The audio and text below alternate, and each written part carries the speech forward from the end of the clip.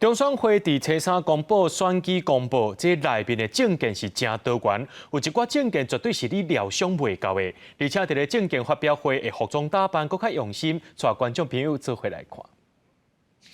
中选会初三公布2024总统立委的选举公报，真侪立委候选人是提出引人注意的证件，而且啥物拢有。亲像台北市第5选区的张华德表示讲要甲拍麻雀拄罪化，佮要成立麻雀体育委员会。上受到网友关注的是台北市第6选区的朱一鸣，伊讲即马是咧做性产业的经纪人，证件有13条，内面佫有火锅袂当南蚵啊，咖喱饭袂当辣。因为我发现大部分人其实觉得火锅加一坨是恶心的。所以我提这个政见就是说，那我们就顺应民意，咖喱饭也是一样道理。台北市第3选区的陈元发是主张台湾变作中国，提出10种的优势，要引进世界各地健康、聪明、佮水的青年男女。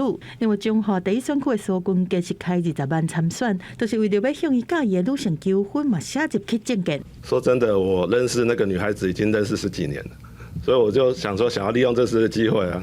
那证件是真特别，真侪候选人伫咧证件发表会的时阵，服装嘛特别珍贵，准备道具、手办安全部拢扎起伫台顶。不要打到我的头上了，我不知道。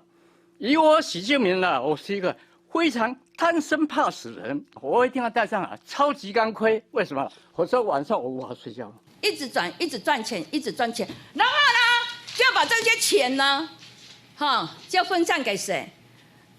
分散给这些我们的政治人物。各有你永远唔知影伊要安怎做的屏东县议员蒋月辉，伫证件会唔那是赢钱，演奏小提琴。第2场发表会嘛，装作 Batman， 提出生育补助20万的证件。另外，真侪候选人伫证件会唱歌。